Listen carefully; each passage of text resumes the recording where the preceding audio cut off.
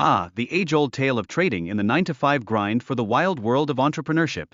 It's like going from a boring sitcom to an action-packed blockbuster.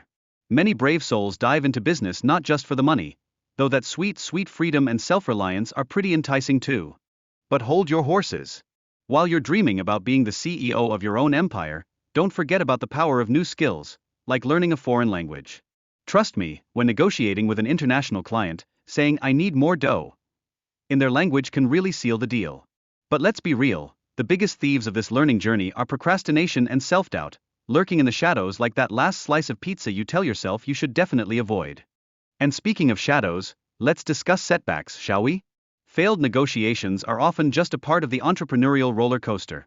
Who knew failure could be on the itinerary?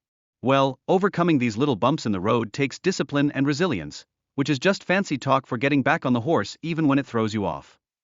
Now, before we gallop off further, let's chat about discipline versus motivation. It's like Batman and Robin, but with less spandex. Discipline is all about lifestyle choices and actually sticking to your commitments, while motivation is more like a sugar rush, great at first but fades faster than your resolve at a late-night study session. Alright, business leaders, listen up. Mastering essential skills like time management and team organization is vital if you want your company to thrive. Think of these skills as the bread and butter of your success sandwich. Without them, you're just left with 2 slices of disappointment. But wait.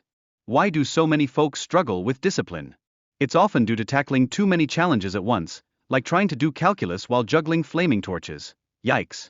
A flawed approach to goal setting can also trip you up. So remember, setting realistic goals is like picking your battles. It's all about the strategy, my friends. Starting small can turn into a giant leap for your personal development. Focus on those little victories that will align with your grander ambitions. Think of it as building a Lego castle, one block at a time, and before you know it, you've got a fortress instead of just a sad pile of bricks. Speaking of fortresses, breaking down big tasks into bite-sized pieces is key. Create a clear action plan with deadlines, because let's be honest, nothing says productivity like scrambling to finish a project 5 minutes before it's due, right? Just kidding, don't do that. Now, let's not forget about the sneaky distractions that try to derail your focus. Set some limits on social media and those binge-watching marathons. Protecting your productivity is like guarding the last piece of chocolate in the fridge, sacred and non-negotiable. Keeping an eye on those sales metrics is essential too. It's like having a compass in the jungle of selling strategies. Better tracking lets you navigate the rough waters and ideally, leads you to the treasure chest of increased sales over time. Who doesn't want that?